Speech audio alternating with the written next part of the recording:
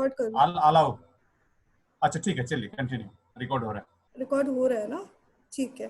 तो मैं education crisis की बात कर रही थी कि being in school is not the same as learning. इस पे कहीं भी ध्यान नहीं रहा है हमारे स्कूलों का, किसी भी पॉलिसी का ये ध्यान नहीं रहा है कि पेडागोजी क्या, लर्निंग आउटकम क्या है स्कूल का। उस पे कहीं ना कहीं हमारा एक लैक्यूना जो रहा है उस पे काम करने की जरूरत है। अगर हमें एजुकेशन को देखना है as a centre of building human capital, जैसा आप बोल रहे थे कि it should be meant for building human capital.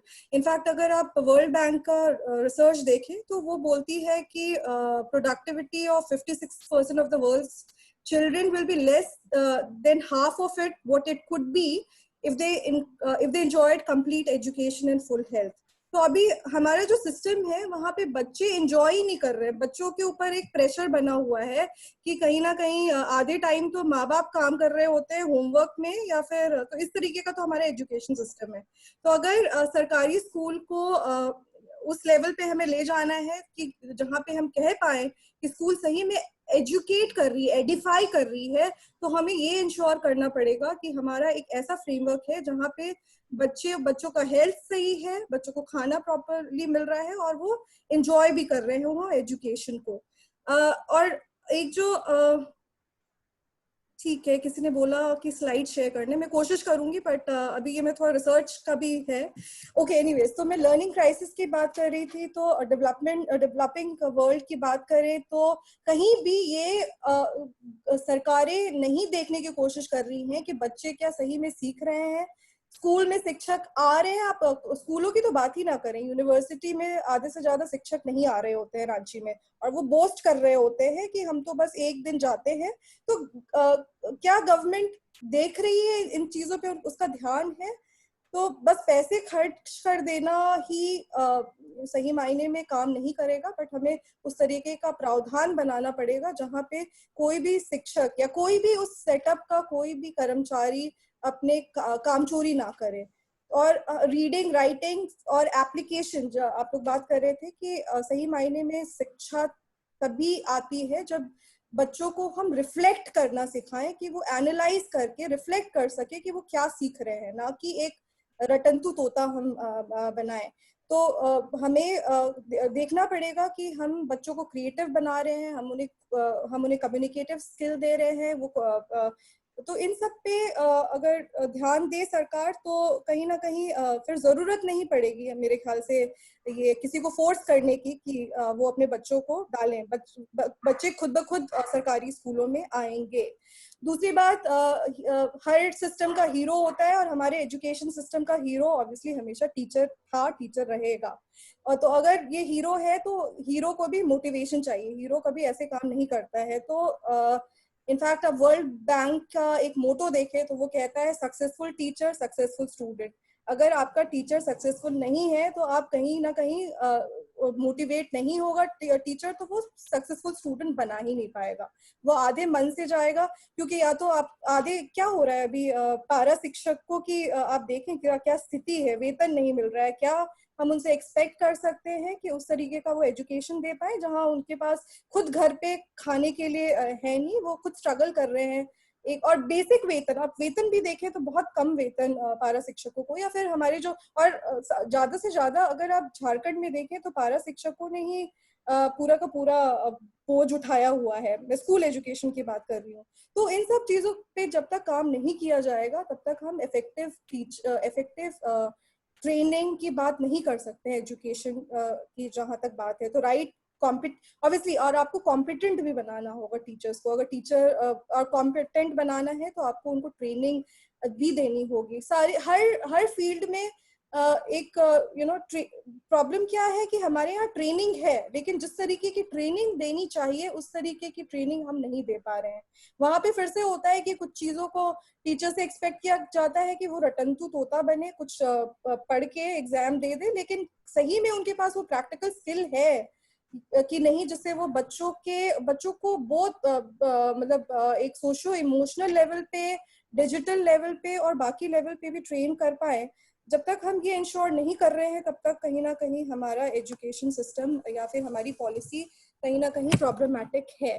तो जो कुछ चीजें हैं जिस पे हमें ध्यान देना पड़ेगा वो ये है कि पहली और दूसरी बात, अभी एक जो खासकर स्कूल में दिल्ली में देखने को आया है या फिर झारखंड के स्कूलों में देखने को मिल रहा है कि बच्चों और बच्चों के माँ बाप को स्कूल का एनवायरनमेंट सेफ नहीं लगता है। तो उसके लिए भी गवर्नमेंट को, सरकारी स्कूलों को एक सेफ्टी बहुत इंपॉर्टेंट चीज है। आप नहीं फोर्स कर सकते किसी को, किसी भी बच्चे को या उसके माँ बाप को वहां जाने के, अगर वो सेफ नहीं फील करता है। तो गांव में भी देखने को मिलता है काफी वायलेंस, डोमेस्टिक वायलेंस तो है ही, बट स्कूल में भी काफी इस तरीके की हरकतें हो रही होती है। तो हमें इंश्योर करना पड़ेगा कि बच्चा और बच्चे के माँ बाप ये फील करें कि एक उनको सेफ और हेल्दी इन्वायरमेंट मिलेगा स्कूल में।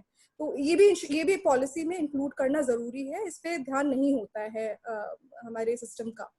और ऑब्वियसली आपको सपोर्ट करना पड़ेगा, शिक्षकों को ट्रेन करना पड़ेगा और पे भी करना पड़ेगा प्रोफेशनल की तरह। अगर आप उनको मोटिवेट करना चाहते हैं तो आप उनको चवन्नी दे के एक्सपेक्ट नहीं कर सकते हैं कि वो उस तरीके का काम करेंगे। और तो वो सिस्टम आपको देखना पड़ेगा कि किस तरीके से आप जैसे धुमकुड़िया जैसे ऑर्गेनाइजेशंस का हेल्प लेंगे ईसी लेवल पे, ताकि वो बच्चे प्राइमरी एजुकेशन तक आए। तो किस तरीके से, तो ये सारी जो हमारी जो क्या बोलते हैं स्ट्रेंथ रही है हमारी ट्रेडिशनल सिस्टम की, उसको सरकारी स्कूल अगर यूज करना चाहें तो वो क्या नहीं कर सकते हैं मेरे ख्याल से। दूसरी बात, जैसे जो कॉलेज के बच्चे हैं जिनकी छुट्टियां होती है, जो पूरा का पूरा टाइम नहीं कॉलेज में देते हैं, उनको जैसे हमें अपॉर्चुनिटी देनी पड़ेगी इंटर्नशिप के लिए, जहाँ पे वो इन लेवल्स पे काम कर पाए, धुमकुड़िया लेवल पे। ये मेरा सजेशन है। और वो मेंटर का काम कर सकते हैं, गवर्नमेंट उनको सर्टिफिकेट दे। कई लोग अगर आप पैसे ना भी दें तब भी अगर आप सर्टिफिकेट देते हैं, आजकल तो सर्टिफिकेट का बहुत इंपॉर्टेंट रोल हो गया है हर जॉब में। तो अगर गवर्नमेंट ये इंश्योर करती है कि जो भी ये काम करेगा उसको हम सर्टिफिकेट देंगे या कुछ बेसिक मिनिमल कुछ देंगे, तो हम बच्चों को कॉलेज के लेवल या फिर और जो बच्चे ऐसे बैठे होते हैं उनको हम इस लेवल पे इंक्लूड कर सकते हैं। और मैं फिनलैंड की एजुकेशन की बात कर रही थी कि जो आजकल बहुत इंजॉय कर रहा है बस, बिकॉज अभी यूएस के एजुकेशन से भी ज्यादा अच्छा फिनलैंड के एजुकेशन को माना जाता है, मतलब considered one of the best education system. अगर आप फिनलैंड की देखें तो फिनलैंड, जॉन डीवी करके एक फिलोसोफर है, प्रेग्मेटिक फिलोसोफर है, उनका मानना था कि किसी भी चीज को, अगर आपको किसी भी चीज की अच्छाई को देखनी है तो आपकी उसको यूटिलिटी को देखना होगा कि क्या उस सिस्टम का क्या यूटिलिटी है सोसाइटी में। तो जॉन डीवी को ही फॉलो कर रहा है फिनलैंड। और अगर आप फिनलैंड की बात करें, आपकी मैं जेएनयू पे का जो आपने लिखा था, तो अगर वही चीज फिनलैंड फॉलो कर रहा है, वो उनके कॉन्स्टिट्यूशन में एजुकेशन फ्री है, सिटीजन्स को वो फ्री एजुकेशन देते हैं। और उनका अगर आप मोटो देखेंगे तो वो लिखा होता है offer citizens free education with no dead end. मतलब उनका सिस्टम बहुत ही, मतलब मुझे तो बहुत अच्छा लगा कि किस तरीके से वो कुछ प्रावधान को फॉलो कर रहे हैं। पहली बात इक्वल एक्सेस टू एजुकेशन है। और दूसरी बात उनका और एक इम्पॉर्टेंट चीज मुझे जो इंटरेस्टिंग लगी वो ये थी कि वो ये डेड एंड वाला कॉन्सेप्ट कि आप किसी को फोर्स नहीं कर सकते। मान लो कि अगर किसी ने बीच में एजुकेशन, काफी लोग होते हैं इंटरेस्ट नहीं होता या कुछ होता है उस टाइम पे तो छोड़ देते हैं बीच में एजुकेशन, तो वो उनको छोड़ने देते हैं। लेकिन अगर वो लेटर लेवल पे, मतलब जब वो एडल्ट भी हो जाते हैं, अगर वो ज्वाइन करना चाहते हैं तो उनको ज्वाइन करने में कोई दिक्कत नहीं होती। इसलिए वो बोलते हैं कोई डेड एंड नहीं है। और बहुत इंटरेस्टिंग है उनका, अगर आप फ्रेमवर्क देखें। मैं फिनलैंड का देखना मैंने इसलिए चाहा क्योंकि फिनलैंड को बेस्ट माना जा रहा है, तो मैंने सोचा कि देखूं कि क्या है। पहली बात, फिनलैंड में बच्चों को 6 साल के हमारे यहाँ अभी 3.5 या 4 साल का है, 4 साल पे बच्चों को भेजते हैं स्कूल। वहां आप देखेंगे फिनलैंड में मैं ऑडिबल हूँ क्या? मेरा इंटरनेट कनेक्शन शायद प्रॉब्लमेटिक है। मैं ऑडिबल हूँ? हाँ, फिनलैंड का देखें तो उनका जब तक वो आवाज आ रही है? हाँ ठीक है, आवाज आ रही है। ठीक है। सो फिनलैंड का आप देखें तो उनका 3 लेवल में एजुकेशन, मतलब खासकर स्कूल का एजुकेशन 3 लेवल पे है। उन्होंने कैटेगराइज किया है, बेसिक एजुकेशन है, अपर सेकेंडरी एजुकेशन है, और अपर सेकेंडरी एजुकेशन को भी वो 2 लेवल पे। और बहुत इंटरेस्टिंग बात है कि वहाँ चाइल्ड केयर लीव पेरेंट्स को बड़ी आसानी से मिल जाता है, और 6 साल तक बच्चे घर पे रहते हैं, मतलब खेल कूद के वो अपनी एजुकेशन पूरी करते हैं। उनको 6 साल तक नहीं भेजा जाता है, वो प्रेशराइज नहीं कर रहा होता है फिनलैंड की बच्चा 3 साल में 4 साल में एक दौड़ में लग जाए।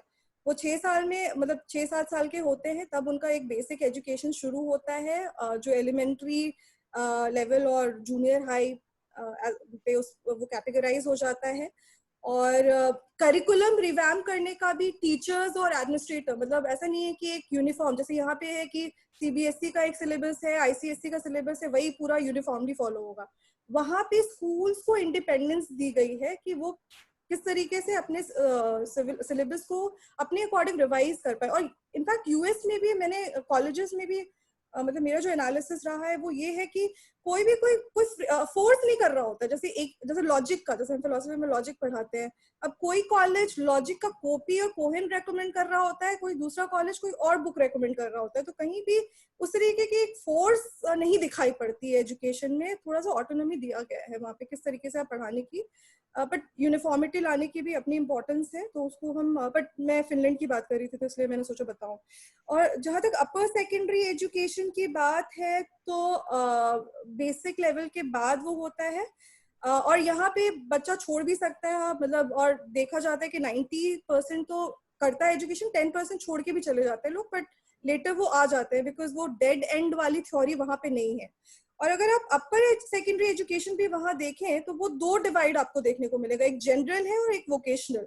मतलब कई बात है कि हर कोई इंजीनियर डॉक्टर नहीं बनना चाहता है, कई लोगों को वो स्किल चाहिए होता है, तो वो स्कूल वहां पे वो मुहैया करा रहा है कि आप जब अपर सेकेंडरी लेवल पे आए तो आपको वोकेशनल ट्रेनिंग भी दी जाए, ताकि आप स्कूल के बाद ही आपको एम्प्लॉयमेंट, एक रिस्पेक्टेबल एम्प्लॉयमेंट उसी के बाद मिल जाए।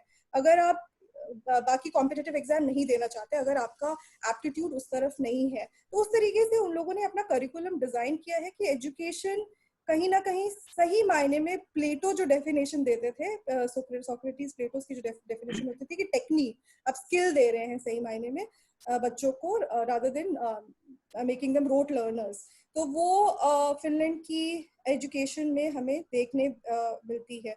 हाँ, तो मैं बस यही कह के अपनी बातों को समाप्त करूंगी, मतलब क्योंकि मैं बेसिक में वही आपने जो पॉइंट्स रेज किया था उसी पे फोकस करना चाह रही थी। तो गणेश जी, आप किसी और को फिर कुछ क्वेश्चन हो या कुछ पूछना? हाँ बिल्कुल। कोई और साथी अपनी बात रखना चाहते हैं या फिर कोई सवाल पूछना चाहते हैं? महेंद्र जी। थैंक यू आपने ये अपॉर्चुनिटी देने के लिए। मेरा ऑब्जर्वेशन है, ऐसे कोई सवाल भी नहीं है और ना ही मैं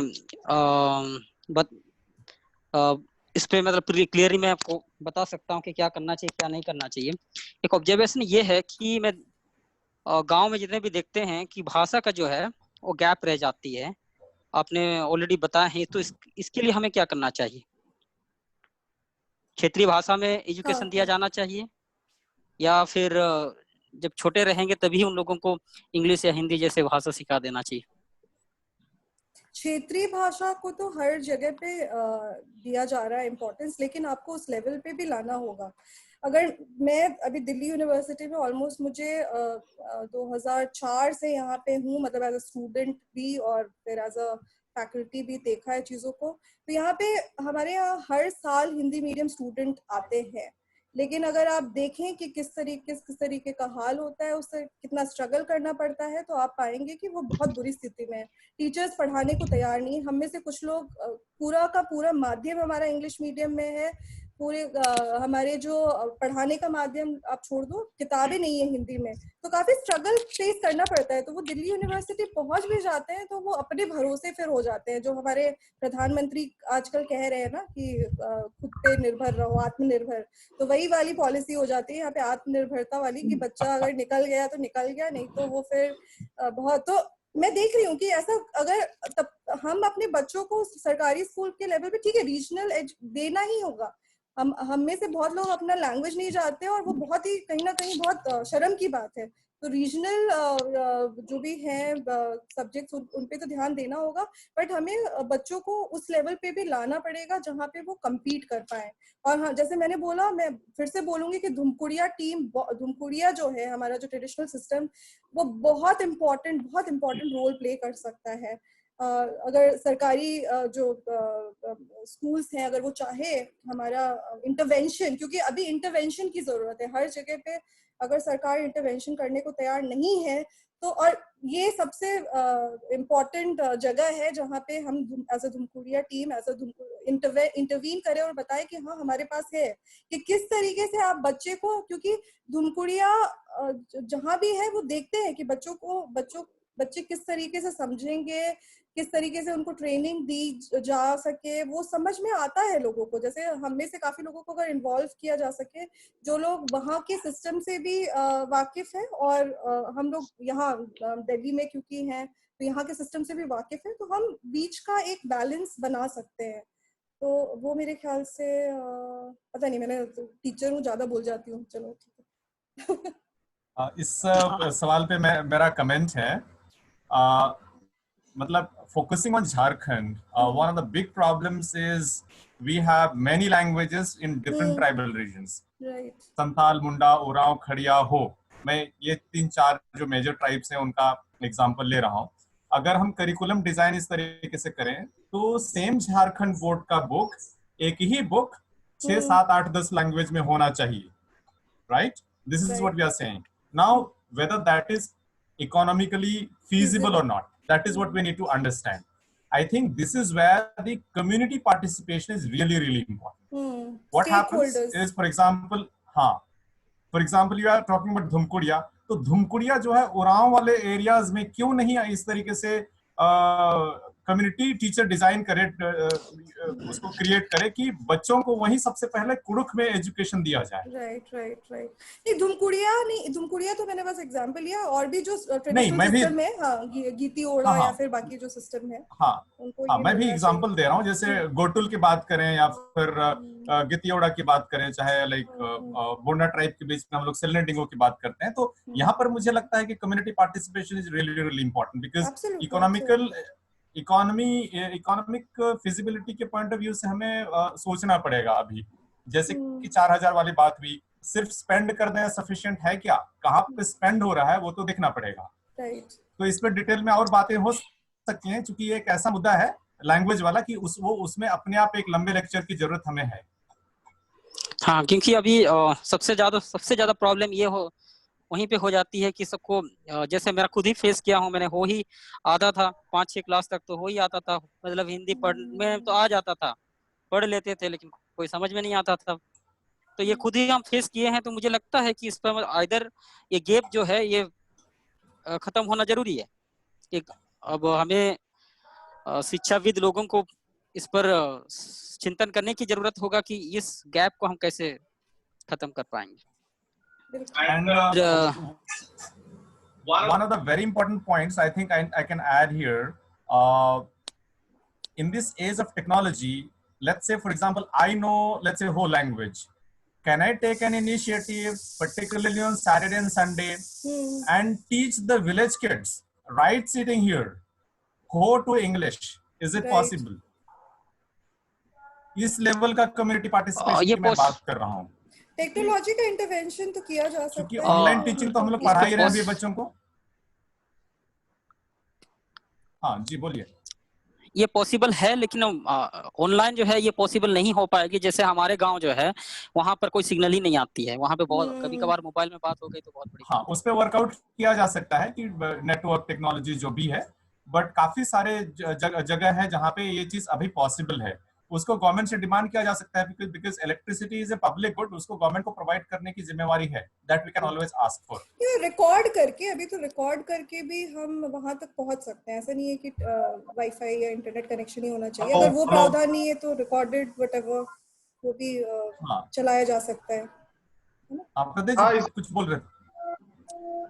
भाषा के विषय पर ये है कि मेरा जो अनुभव है, चूंकि जब से मैं झारखंड मेरा पदार्पण हुआ है वर्ष 2012 से, लगातार आदिवासियों के बीच में कुछ न कुछ अपने अनुभव को साझा कर रहा हूं। और आपको याद होगा कि 2013 में एक बहुत बड़ा कार्यक्रम मैंने किया था, जिसमें मेरा एक ही था कि आदिवासियों के कार्यक्रम में आदिवासी वक्ता होंगे। तो मैंने आपको इन्वाइट किया था, बहुत मुश्किल के बावजूद भी आप उसमें उपस्थित हो पाए थे। अच्छा, ये जो रामदयाल मुंडा वाला जो सभागार था? हाँ हाँ हाँ, उस पे मैंने हाँ हाँ 2000 लोगों को पूरे राज्य से अलग अलग सभी जनजातीय 32 जनजाति के लोगों को आमंत्रित किया था एक संवाद के लिए। तो मेरा जो अनुभव है भाषा को लेकर के, जैसे अगर आप देखेंगे, देखिए मैं इसलिए बार बार कहता हूँ कि नागपुरी हो गया, मुंडारी हो गया, कुड़ुक हो गया, संथाल हो गया, ये हमारी मातृभाषा है। हिंदी हमारी राष्ट्रभाषा है। हम लोग मिक्स कर देते हैं और उससे असुविधा हो जाती है, इवैल्यूएशन के प्रोसेस में असुविधा हो जाती है। मसलन मैं एग्जांपल के लिए आपके तौर पर कहूँ कि जितने मुंडा भाषा के लोग हैं, जो हो है मुंडा है, क्योंकि इनकी भाषा लगभग और वो संथाल है, लगभग सिमिलर डायलेक्ट्स की है, तो ये लोग ख का उच्चारण नहीं करते हैं। इनके अपने प्रोनाउंसिएशन में ख नहीं है, ये क है, ख नहीं है। अगर आप मुंडा क्षेत्र में जो आदमी हिंदी नहीं बोलता है, उसको आप कहिएगा कि हम खाना खाएंगे तो वो नहीं बोल पाएगा। बिल्कुल। तो ये दिक्कत है। कुड़ुक कुड़ुक के जो लोग हैं वो 23 बोलेंगे, वो 23 नहीं बोल पाते हैं। तो ये छोटी छोटी समस्याएं हैं। अब इनका जब इवैल्यूएशन एक नॉन ट्राइबल स्पीकर जब करता है, तो आप समझ सकते हैं कि इनके आउटपुट में, इनका जो आउटपुट है, इनका जो रिजल्ट है, उसके रिजल्ट में असर पड़ता है। जहां तक बात रहा कि देखिए मैं एक खांटी देसी टाइप का आदमी हूं जो अपनी प्रमोशन को छोड़ करके घर पे आया हूं, तो मैं वेस्ट थ्योरी पे नहीं, मैं अपनी थ्योरी पे विश्वास करता हूं। मैंने दुमकुड़िया तक जहां तक बात है, हम लोगों को बहुत सावधान होकर के मिक्सअप नहीं करना चाहिए चीजों को।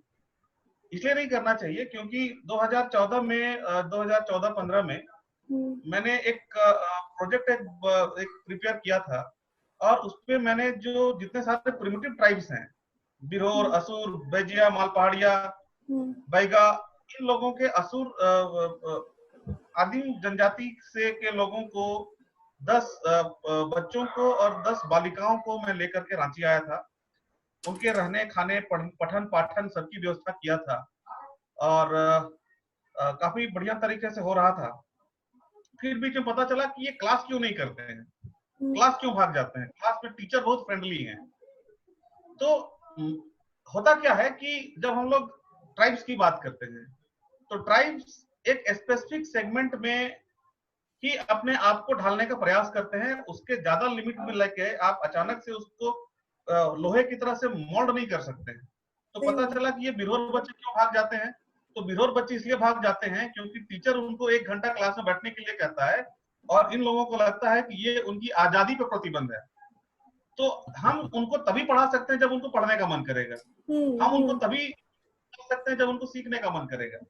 तो हम लोगों ने अपनी ट्रेनिंग को चेंज की, और वापस अभी एक जो बच्ची है वो दरोगा बनी है, एक बच्चा दरोगा बना है, और अभी लगभग पेपर में आ रहा था पहले बैच का लोग, पहला दौर का लोग बन रहा है। तो ये छोटी छोटी उपलब्धियां होती हैं। तो हम लोग केवल इस तरीके से जाएंगे तो उपलब्धि नहीं हो पाएगा। इसलिए मेरा सलाह यही रहेगा, धुमकुड़िया को धुमकुड़िया रहने दे, सोशल लर्निंग के लिए उसे रहने दे, सरकारी कार्यक्रम के लिए मिक्सअप उसको नहीं करने दे। दूसरी चीज है, आयशा जी कह रही थी वेस्टेज। देखिए वेस्टेज होता क्या है, मेरे कई सारे दोस्त थे मेरे साथ, उन्होंने बीटेक किया, आईआईटी से एमटेक किया। किसमें किया? तो तकनीकी क्षेत्र में किया, इंजीनियरिंग में किया। नौकरी कहाँ कर रहे हैं? बैंक में कर रहे हैं, एचएसबीसी बैंक में कर रहे हैं, एचडीएफसी बैंक कर रहे हैं। अब समझ में आ रहा है कि वेस्टेज क्या, रिसोर्सेज का वेस्टेज कहाँ कर रहे हैं। ये जो संवाद है वो सरकारों को, स्टेट को, कॉर्पोरेट बॉडीज के साथ भी करना चाहिए, और कॉर्पोरेट बॉडीज को भी ये चीजें समझना चाहिए। उनको लगता है कि हम पे कर रहे हैं, तो सबसे जो प्रीमियम ब्रेन है वो उस प्रीमियम ब्रेन को हायर करते हैं। अब ये जो आदमी रह गया जो एमटेक किया, केमिकल में किया, पॉलीमर में किया, अब ये ना तो इंडस्ट्री को अपना कंट्रीब्यूट कर पाएगा, ना सोसाइटी को कंट्रीब्यूट कर पाएगा। तो होता क्या है कि इसी तरीके से हम लोग समाज को विकलांग बनाते हैं, समाज को अक्षम बनाते हैं। दूसरा चीज है, सरकारी स्कूल की लगातार बार बार बातचीत हो रही है। सरकारी स्कूल की बातचीत होगी, होनी भी चाहिए, लेकिन अब क्या है, हम लोग बच्चों की बात करते हैं, बच्चों के अधिकारों की बात करते हैं, लेकिन बच्चों की अधिकारों की बात करते हुए कोई ये नहीं कहता है कि भाई बच्चा को 5 किलोमीटर से ज्यादा, 2 किलोमीटर ज्यादा जर्नी नहीं करना चाहिए। हम लोग राइट टू एडोलेसेंट की बात करते हैं। राइट टू एडोलेसेंट में आप राइट टू एजुकेशन कर रहे हैं, लेकिन हम में से कितने अभिभावक होने के नाते ये कहते हैं कि मेरा बच्चा 5 साल का है, 7 साल का है, वो 2 किलोमीटर से ज्यादा जर्नी नहीं करेगा। हम ही खुशी खुशी उसको बस स्टॉपेज तक ले जाते हैं, बहुत गर्वान्वित होते हुए उसको बस में चढ़ाते हैं, और वो बस में 20 किलोमीटर का जर्नी तय करता है, 25 किलोमीटर का जर्नी तय करता है। तो ये जो संवैधानिक उपक्रम है, छात्रों के जो राइट्स हैं, अब ये जो बच्चा है जो नर्सरी में, क्लास 1 में, क्लास 2 में 25 किलोमीटर जाने में 1.5 घंटा, आने में 1.5 घंटा बिता रहा है, तो ऑब्वियस है वो मैदान में तो खेलेगा नहीं, फुटबॉल के मैदान में खेलेगा नहीं, आसपास के सोशल इंटरेक्शन होगा नहीं। सोशल इंटरेक्शन नहीं होगा तो क्या होगा? गैजेट उसका सहारा बनेगा, कंप्यूटर उसका सहारा बनेगा। इस पे घी में आग का हवा कौन देगा? तो इंटरनेट देगा।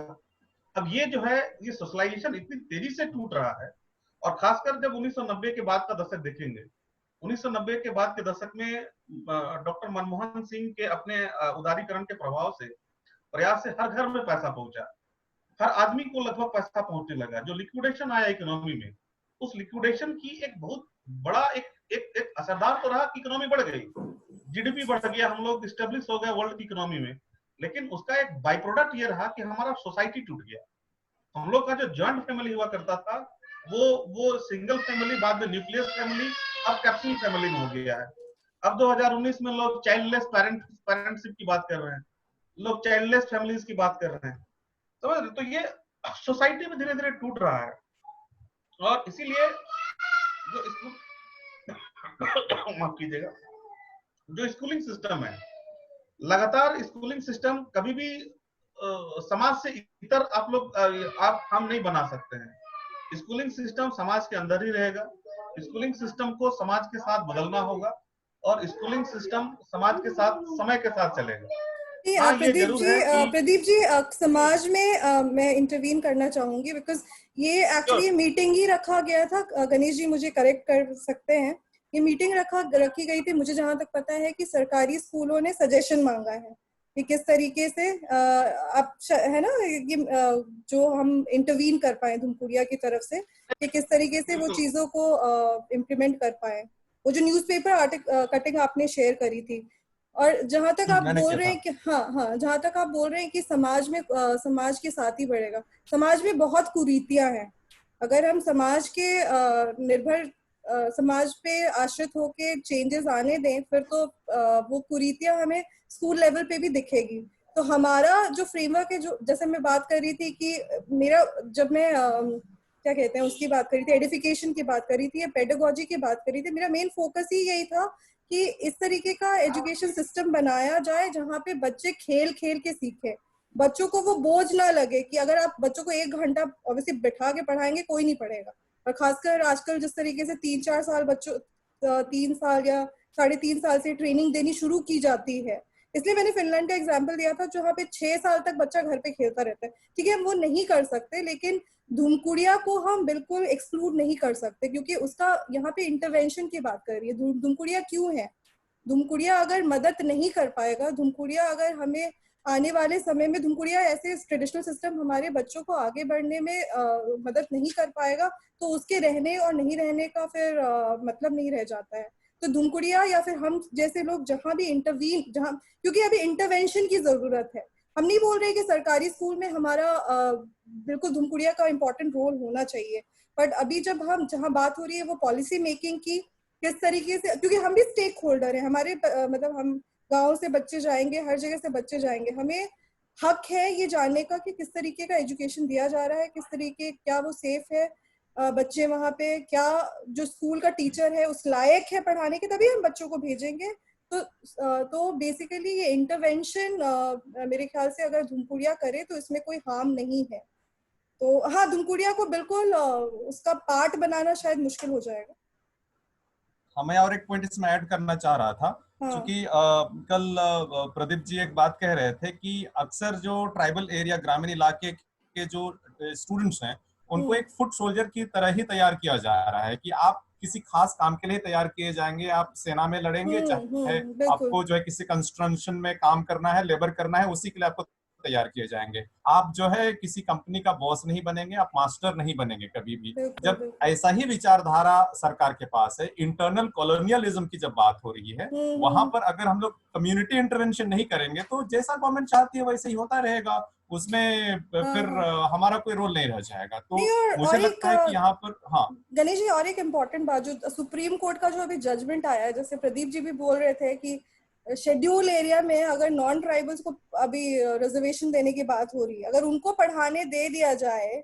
तो फिर क्या हाल होगा? फिर तो और भी हम पीछे ही चलते जाएंगे, क्योंकि वो कभी भी कॉन्टेक्स्ट तो समझ नहीं पाएंगे रिलेट नहीं कर पाएंगे, तो ये सुप्रीम कोर्ट के वही जजमेंट काना में भी खाया, इंटरवेंशन काना करने खाया का, और हाँ, खाना हाँ, खाया चलता रहेगा। आधा से ज्यादा तो बिहार से आके लोग बसे हुए हैं हमारे गाँव में, तो वो इंटरवेंशन की बिल्कुल जरूरत है, चाहे वो सुप्रीम कोर्ट के जजमेंट की हो। और पहली बात, कोई भी लड़ाई हम इंडिविजुअली नहीं लड़ सकते, ना मैं लड़ सकती हूँ ना कोई और लड़ सकता है, तो इन्हीं हमारे जो सिस्टम है as a community, as a setup, हमें इंटरवीन करना पड़ेगा।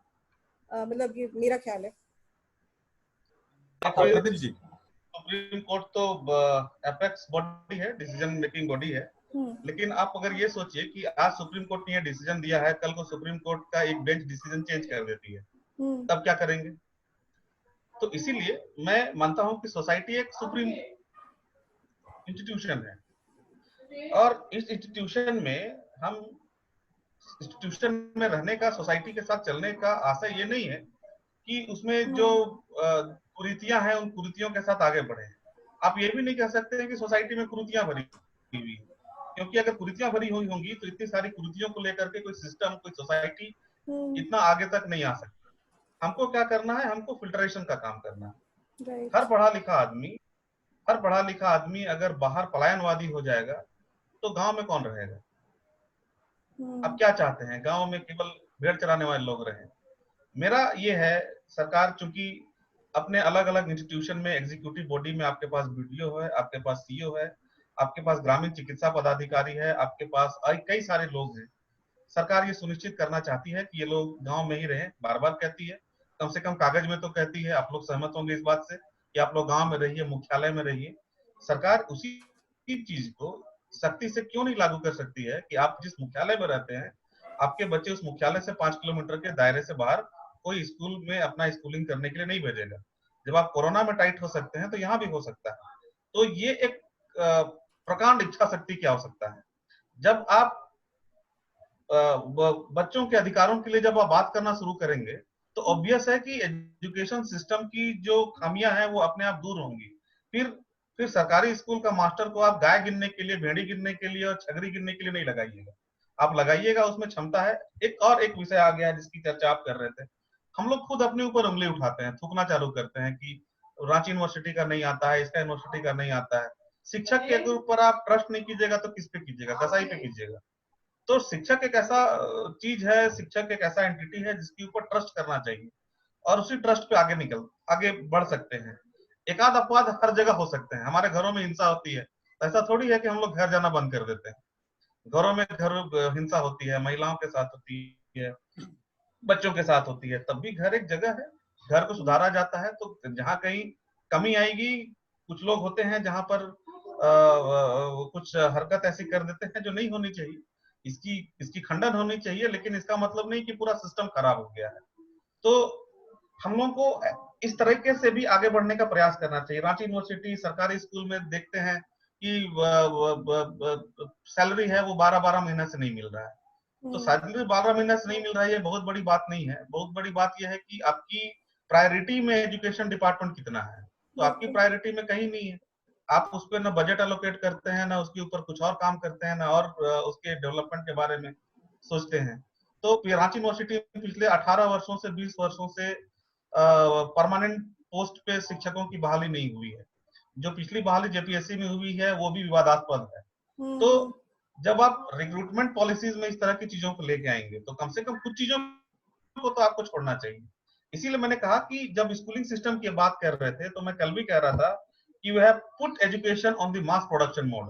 और जब आप मास प्रोडक्शन मोड की बात करते हैं तो आप प्रोडक्टिविटी की बात करेंगे, आप प्रॉफिट जनरेशन की बात करेंगे, आप क्वालिटी और सोशल मोबिलाइजेशन की बात नहीं करेंगे, सोशल मूवमेंट की बात नहीं करेंगे। ये प्राइमरी जितना स्कूल है, विवेकानंदा पब्लिक स्कूल, अंग्रेजी मीडियम पढ़ाई होती है, डीएवी, डीपीएस, आपके पास अपना एक सिस्टम है। तब ये सिस्टम क्या कर रहा है यहाँ पर? इसका मतलब है कि आप एजुकेशन को मास प्रोडक्शन के फॉर्म पे डाल रहे हैं, और ये मास प्रोडक्शन का फॉर्म आपके घरों के चिरागों को, उन सपनों को, सपने वो नहीं देखने दे रहा है जो वो देखना चाहते हैं, बल्कि वो देखने दे रहा है जो इन लोगों ने पूरी एक दुनिया रची हुई है। एक रची रचाई दुनिया है, बसी बसाई दुनिया है। तो व्यवस्था यही है बहुत ज्यादा। तो मैं क्या कहूँ, अचानक से परिवर्तन, क्योंकि परिवर्तन एक बहुत कष्टदायी प्रक्रिया होती है। Change is a very difficult process. ये गंजी और बनियान बदलने जैसा नहीं है कि हम दौड़ के आए और पसीना को बदल लिए। जब जब भी कुछ परिवर्तन होगा उसमें कष्ट होगा, लोगों को भी कष्ट होगा, लेकिन इस बदलाव के लिए सोसाइटी को, टीचर को, स्टूडेंट को, स्टेट को खुद तैयार होना चाहिए। अभी हमारी यूनिवर्सिटी में टेक्निकल इंस्टीट्यूट में जिसका हम बहुत विरोध करते थे, लेकिन हो गया। यूजीसी कहती है, यूजीसी के कुछ तथा मैं क्या कहूँ, यूजीसी ने स्केल लाया कि grade A, grade B, grade C हम लेकर के आएंगे। अरे भाई, एक यूनिवर्सिटी दूसरे यूनिवर्सिटी में बाइफरकेशन क्यों करते हैं? ग्रेड ए, एक ग्रेड ए है, एक ग्रेड बी है, ग्रेड सी है, आप क्वांटिफिकेशन कर दे रहे स्टूडेंट के बीच में। अच्छा, अब ये क्या कहता है, आप जहाँ से बड़ा मजेदार विषय है, अब ये क्या कहता है कि यहाँ क्रेडिट सिस्टम हो गया है। क्रेडिट सिस्टम मतलब ये चैप्टर को आपको 5 क्लास में पढ़ाना है। नहीं प्रदीप जी, ये जो आप बात कर रहे हैं, ये बेसिकली ये सारे मॉड्यूल्स फॉलो कर रहे हैं बिकॉज यूजीसी ने कहा है। यहाँ पे भी हमारा क्रेडिट सिस्टम है, हमने भी सीबीसीएस, गणेश जी को पता होगा किस तरीके से ट्रांसफॉर्मेशन हो रहा है। तो कहीं ना कहीं सोशल कंस्ट्रक्ट, किस तरीके का फ्रेमवर्क पॉलिसी में, एजुकेशन खासकर जो न्यू एजुकेशन पॉलिसी है वो किस तरीके का सोशल कंस्ट्रक्ट, किस तरीके का फ्रेमवर्क बना रही है, उस पर डिपेंडेंट है सब कुछ। जैसे हमारे भी पहले सेमेस्टर सिस्टम नहीं था, तो उस चीज को हम लोग वही कर रहे हैं। नहीं, जिस चीज पे हम इंटरवीन नहीं कर सकते हैं उस पे बात करने की भी, जिस चीज पे हम इंटरवीन कर सकते हैं उस चीज की बात करनी चाहिए। जहां तक रांची यूनिवर्सिटी की बात है, तो रांची यूनिवर्सिटी एक टाइम पे one of the best universities माना जाता था इंडिया में। अभी क्यों ऐसा हाल हो गया? मैंने बोला कि काफी टीचर्स नहीं जा रहे हैं, तो ऑब्वियसली टीचर्स को नहीं ब्लेम किया जा सकता। एक विशियस सर्कल है। आप तनख्वाह नहीं देंगे 12 महीने से 15 महीने से, तो कोई भी मोटिवेटेड नहीं फील करेगा पढ़ाने के लिए। तो आपको पूरा का पूरा कहीं, और करप्शन इतना ज्यादा है, एक का मतलब कि आप अपॉइंटमेंट नहीं करना चाहते हैं, प्रमोशन नहीं करना चाहते, तो ये सारा कारण है कि आप जिसको हीरो माना जा रहा है सिस्टम का, उसी को आप जीरो बना के छोड़ रहे हैं। तो यही सब कारण है मेरे ख्याल से जिसपे वर्क करना पड़ेगा सरकार को। यस मैम, एक्चुअल में जो प्रॉब्लम है, जो एक्चुअल में सर ने ही बोला, प्रदीप सर ने ही बोला, वो एक्चुअल में जो हम सोच रहे हैं कि किस तरीके से जो गांव का व्यक्ति है वो बाहर जा रहा है, तो ओनली बिकॉज ऑफ एजुकेशन। अभी हम जैसे कि प्रॉब्लम यहाँ पे एक्चुअल में कैरिकुलम में हमको समझना पड़ेगा कि कैरिकुलम एक्चुअल में हमको गांव जो विलेज है उनके अकॉर्डिंग हम सिर्फ डिजाइन नहीं कर पाए हैं। और जहां तक बात है कि बाहर जाने का, बिकॉज ऑफ रोजगार नहीं है हमारे पास, तो रोजगार तभी डेवलप होगा जब सेल्फ डिपेंडेंसी आएगी। और जब हम कैरिकुलर इस तरीके से डिजाइन करेंगे तो बिल्कुल बच्चे वहां पे आके अपने गांव में काम करेंगे। हमको एग्रीकल्चर बेस्ड जो कैरिकुलम है उसको डिजाइन करना है, स्टेम बेस्ड जो एजुकेशन उसको डिजाइन करना है।